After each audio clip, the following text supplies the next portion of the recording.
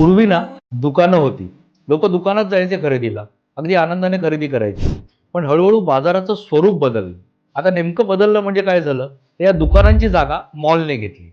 बरं, लोक आता मॉलमध्येही जायला लागली. कारण दुकानामध्ये उपलब्ध असणाऱ्या वस्तूच मिळायच्या. पण मॉलमध्ये मात्र भरमसाठ वस्तू मिळायला लागल्या. आणि लोक त्या भरमसाठ वस्तू घ्यायला जायचेही.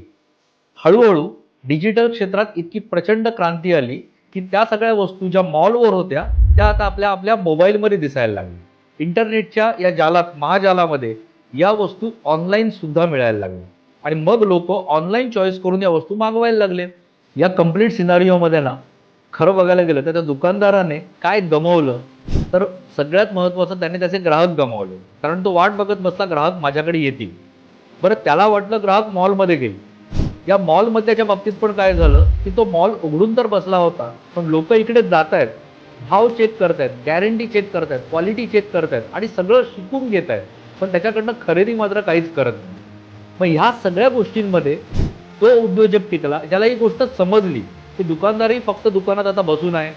मॉलवाल्याकडे लोक विंडो शॉपिंगसाठी येत आहेत आणि मग लोक कुठे जात आहेत, तर तो महत्वाचा बदल होता. आणि तो बदल म्हणजेच संधी होती. आणि ती संधी म्हणजे ऑनलाईन शॉपिंग मॉल उघडणे. आणि ऑनलाईन शॉपिंग मॉल ज्या उद्योजकांनी उघडले, हा बदल ज्याने आत्मसात केला, तोच उद्योजक खरं तर या बाजारात टिकला. आपल्या सगळ्यांना माहिती आहे की याची सुरुवात अनेकांनी केली, पण यात सगळ्यात जास्त मास्टरी मिळवली ती म्हणजे ॲमेझॉनचे जेफ बेझॉस यांनी.